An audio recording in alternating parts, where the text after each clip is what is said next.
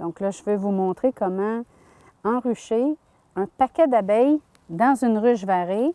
Ça, c'est la technique du drap blanc, comme vous voyez. Donc, ce qu'il y a à l'intérieur du paquet d'abeilles, c'est simple, là. Les abeilles sont à l'intérieur. Ici, vous avez un bocal avec du sirop dedans. Il y a une tige, il y a des mousses pour éviter que les abeilles se noient.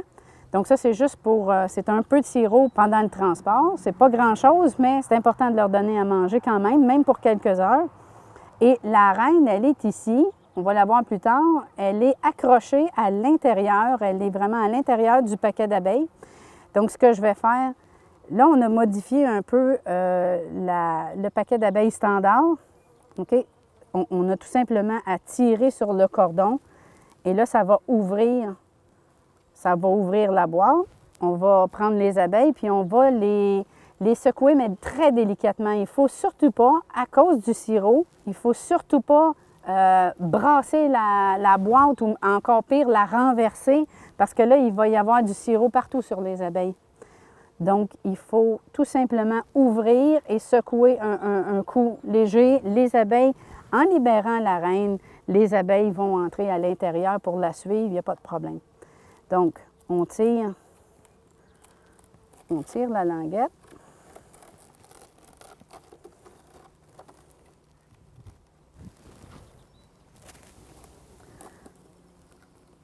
Donc, les abeilles sont calmes.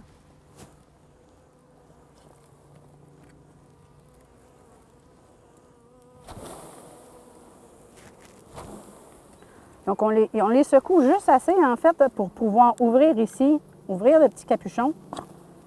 Vous pouvez prendre un lève-cadre pour ouvrir le capuchon, là. Mais c'est pour aller chercher la reine, en fait. Alors, comme vous voyez, la reine, elle est dans une cagette.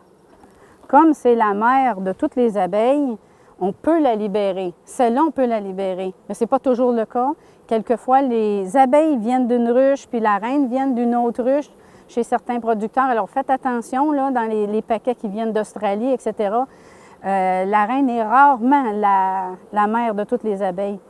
Donc, les cagettes, on peut ouvrir tout simplement. Donc, on va libérer la reine. La reine va rentrer avec les autres abeilles. Là, elle est rentrée comme ça, là. Donc, ils vont adopter la ruche parce que la reine est rentrée. Vous voyez bien, là, ça entre doucement.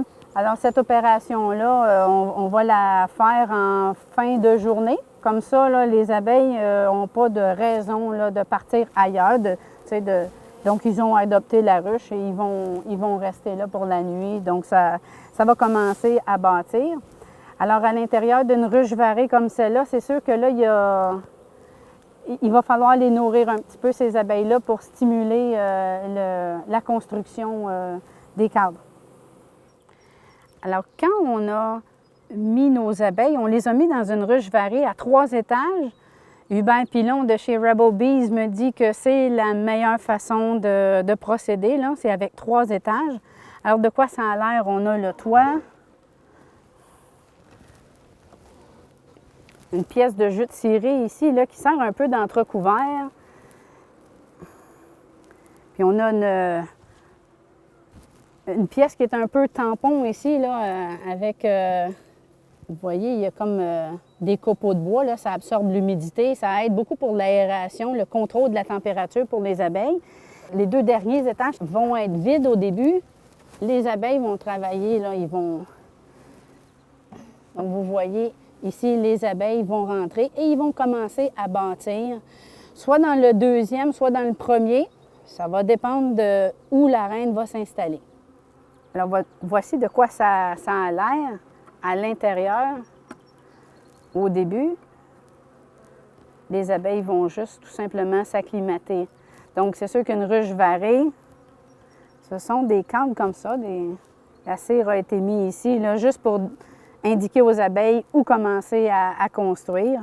Donc, on voit à l'intérieur, les abeilles commencent à s'acclimater, puis ils vont commencer à bâtir dès aujourd'hui.